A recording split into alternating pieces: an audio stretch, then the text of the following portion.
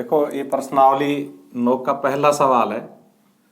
इस प्रश्नावली में से तो कोई ज़्यादा रोल नहीं है, लेकिन मैं इसलिए समझा रहा हूँ कि आपको ग्राफ वाली प्रश्नावली में हेल्प मिल जाएगी। चाहे ग्राफ की हैसियत से सवाल पूछा जाए, चाहे यहाँ 9वीं प्रश्नावली की हैसियत से पूछा जाए, सवाल आपका इसलिए करवाया जा रहा है। तो इसमें हमसे कहा गया कि in P Q R S के निर्देशांक ज्ञात कीजिए। तो देखो, जब हम निर्देशांक ज्ञात करते हैं तो हम मूल बिंदु पर से और पहले एक्स अक्ष पे चलते हैं। कितने चले? 5, क्योंकि 4 और 6 के बीच में। फिर वाई अक्ष पे चलते कितने चले? 3। इस प्रकार से पीक के निर्देशांक हो गए, पहले 5 चले तो 5 और फिर 3 चले तो 3, 5 3। तो इस प्रकार से पीक के निर्देशांक हो गए 5 3। क्यूब के ज्ञात करने तो यही से पहले हम कितने चले? -4। फिर हम कितने चले? 6। तो क्या हो जाएंगे? -4 6। आर के ज्ञात करने तो मूल बिंदु से पहले -3 चले और फिर -2 चले, तो -3 -2। एस के निर्देशांक के लिए हम पहले 1 चले, फिर -5 चले, तो 1 और -5। तो ये बहुत आसान है और परीक्षा में आप भी सकते हैं ग्राफ की हैसियत से या यहां से। देखो, ये बिंदु हमको आलेखित करने अर्थात ग्राफ पेपर में दर्शाने हैं। तो हम इसको देखो, पहले ग्राफ पेपर लेंगे और उस ग्राफ पेपर के ऊपर एक मोटी लाइन के ऊपर से, ग्राफ पेपर में 3 प्रकार की लाइन होती है, बारीक, फिर उससे थोड़ी मोटी, फिर बहुत मोटी। तो जो सबसे मोटी लाइन होती है उस लाइन के ऊपर स्केल सेट करके इस प्रकार से हम एक्स अक्ष खींचते हैं, इधर एक्स डैश लिखते हैं। इसी प्रकार से वापस मोटी लाइन के ऊपर से नीचे की ओर हम स्केल सेट करके और वाई अक्ष खींचते हैं और वाई डैश। जहां ये दोनों अक्ष काट जाते हैं वो मूल बिंदु होता है ओ। उसके बाद हम इन बिंदुओं को देखते हैं तो देखो, बड़ी से बड़ी संख्या इसमें 4 है, अतः हमारे पास 4 खाने उपलब्ध हो जाएंगे। ये सोच करके हम 1 सेंटीमीटर बराबर 1 मान लेते हैं। ग्राफ का प्रत्येक खाना 1 सेंटीमीटर का होता है, तो हम पैमाना मानते हैं। अक्ष निर्धारित करने के बाद अपनी संख्याओं को ध्यान में रखते हुए, हम ये संख्याएं हैं इनको ध्यान में रखते पैमाना मानते हैं। तो क्या हो जाएगा? 1 सेंटीमीटर बराबर 1 मात्रक। मात्रक का मतलब ये जो अंक है इनका कोई मात्रक होता तो वो, और दोनों अक्षों पर हम अगर जरूरत पड़ जाए तो अलग अलग अक्ष पे अलग अलग पैमाना भी माना जा सकता है, लेकिन हमारे ज्यादातर सवाल इसी पैमाने से सेट हो जाते हैं। पैमाना जरूर लिखे, पैमाने के अंक कट जाते हैं नहीं तो। अब देखो, ये मान लो पहला खाना है तो यहाँ 1 लिखेंगे, ये दूसरा है यहाँ 2, ये तीसरा है यहाँ 3, ये चौथा है यहाँ 4, ये पांचवा है यहाँ 5, ये छठा है यहाँ 6। ऐसे हम चाहे तो सारे लिख दे, चाहे छोड़ भी सकते हैं, है ना। हम चाहे तो अक्ष भी थोड़ा छोटा बना सकते हैं। ऊपर की ओर भी ऐसे 1, फिर 2, फिर 3, फिर 4, फिर 5। इधर बाई और माइनस के होते हैं, -1, -2, -3, -4। नीचे की ओर भी माइनस के होते हैं। ये सब मैं पहले से भी लिख के तैयार कर सकता था, पर आपकी समझ में आ जाए इसलिए मैंने तैयार किया है। अब देखो, इस बिंदु को दर्शाएंगे 1 2। 1 2 का मतलब मूल बिंदु से पहले 1 चलेंगे और फिर 2 चलेंगे, तो हम यहां पहुंच गए। तो ये ऐसे हम इसका नाम लिख देते हैं। ये 1 2 हमने आलेखित कर दिया। इन्होंने कहा ना बिंदुओं को आलेखित कीजिए, तो ये हमारा A1 2। -1 3, तो यहां से पहले -1 चलेंगे फिर 3 चलेंगे, पहले -1 चले फिर इसकी सीध में 3 चले, तो ये हो गया बी बिंदु -1 3।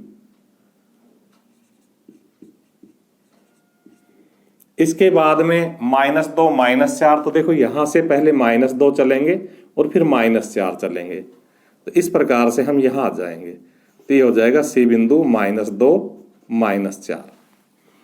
3 -2, यहां से पहले 3 चलेंगे फिर -2 चलेंगे, तो ये डी बिंदु हो जाएगा 3 -2।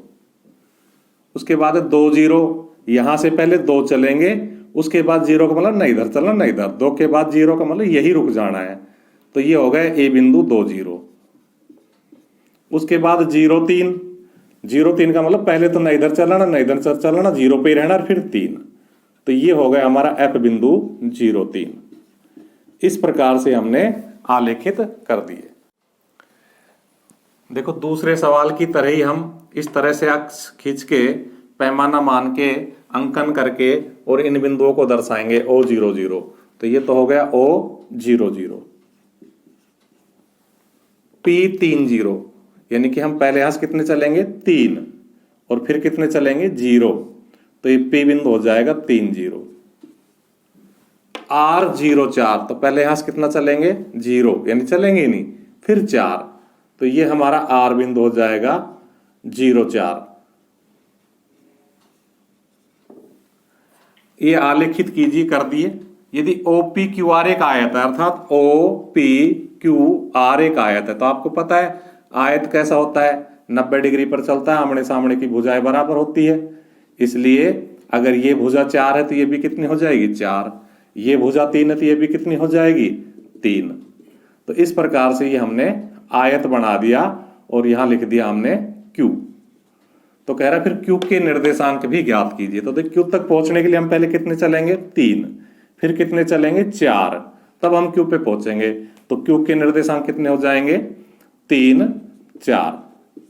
तो लिखेंगे Q के निर्देशांक, जो सवाल पूछे ना उसका उत्तर ऐसे भाषा में भी देना चाहिए, बराबर 3 4 आंसर।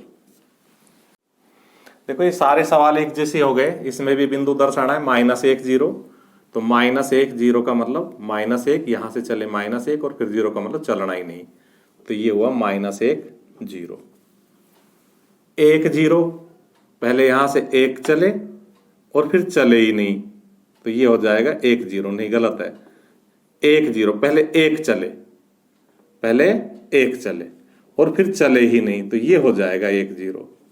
ये उसके बाद 1 1 यहां से पहले 1 चले फिर 1 चले, तो ये हो जाएगा 1 1।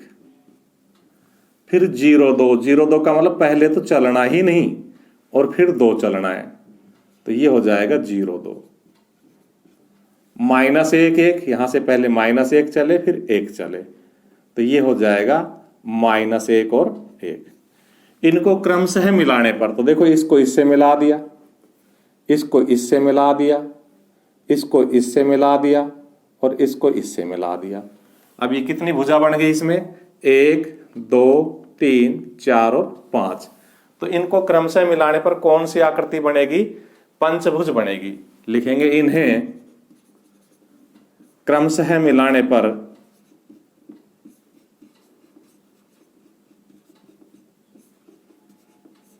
पंचभुज बनेगा। इसको हम चाहे तो अंडरलाइन भी कर सकते हैं ताकि दिखे ये बनेगा आंसर।